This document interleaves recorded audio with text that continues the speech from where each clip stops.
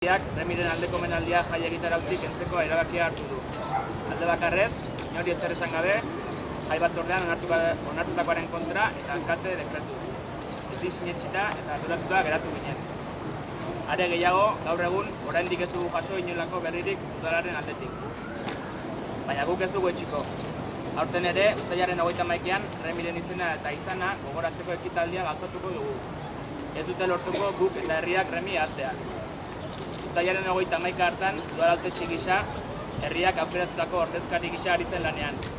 Jaigunean, ertzaintzaren presentziak eragiten zuen tentsioa haratago joan ez edin, eta jaiak bakean amaitu zitezen. Baina ez zieten utzi, bihotza leherrarazi zioten. Zer gutxiago beraz jaien barruan, egitarau ofizialaren baitan, haren ahalegina oroitu eta herri honen alde egin zuen lana omentzea baino. Nori egiten dio kalte egia jakiteak? Guk ez dugu urteotan mendeku gozez jokatu. Egia, justizia, errekonozimendua eta erreparazioa eskatu ditugu, besterik ez. EAJak hartu duen erabakia traba baino ez dela uste baitugu.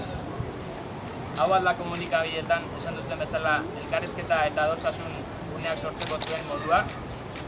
Remi, herrian zureganako maitasuna zenbaterainokoa zen argi geratu zitzaigun.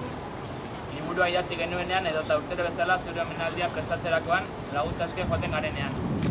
Denek baiezkoa ematen digute, berehala, musutruk. Herritik sortutako ekitaldia izaten baita, herriak zuri eskainitakoa. Hortaz, aurten ere hilaren 31ean, iluntzeko 8etan zure izena daraman ibilbidean hitzordu bat dugu denok.